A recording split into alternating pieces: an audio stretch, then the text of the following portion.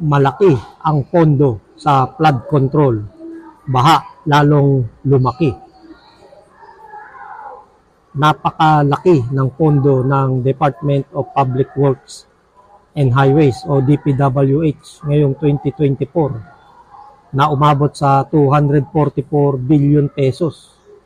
Sa pondong ito, kukunin ang para sa flood control and management projects sa buong bansa. Kasama na rito ang paglilinis sa mga estero at pagdeclogging sa mga imburnal. Pero ang nakakapagtaka na sa laki ng budget ng DPWH na nakalaan sa flood control, patuloy ang nararanasang pagbaha lalo na sa Metro Manila. Lalo pang naging grabe ang baha na inaabot ng ilang araw bago tuluyang humupa.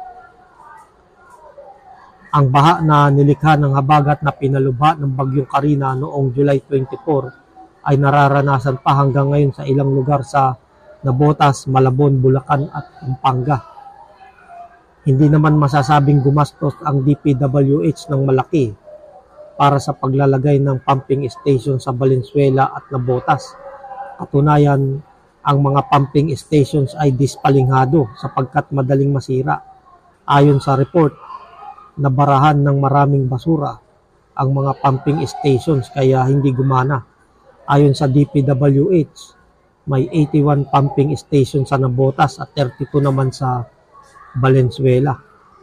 Kung ganito kabilis masira ang mga pumping stations, dapat pagpaliwanagin ang mga kontraktor na gumawa ng mga iyon.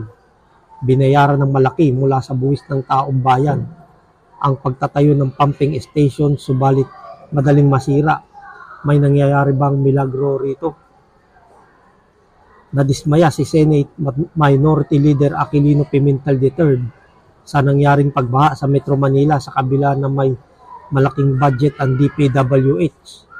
Iminungkahi ni Pimentel na i-post online ang pangalan ng mga kontraktor para sa government flood control projects. Ito ay para magkaroon ng transparency at accountability. Kailangan daw malaman ng taong bayan kung sinong kontraktor ang nakakuha ng kapaki-pakinabang na flood control projects.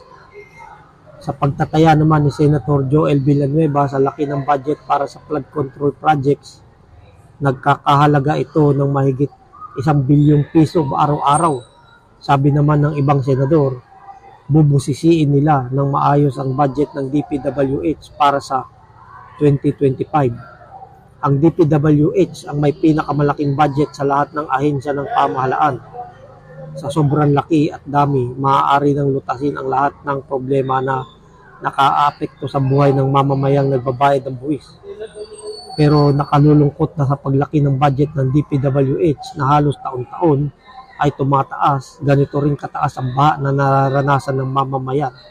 Kawawa ang mamamayan na nagbabayad ng tamang buwis pero kulang ang serbisyong hatid ng DPWH.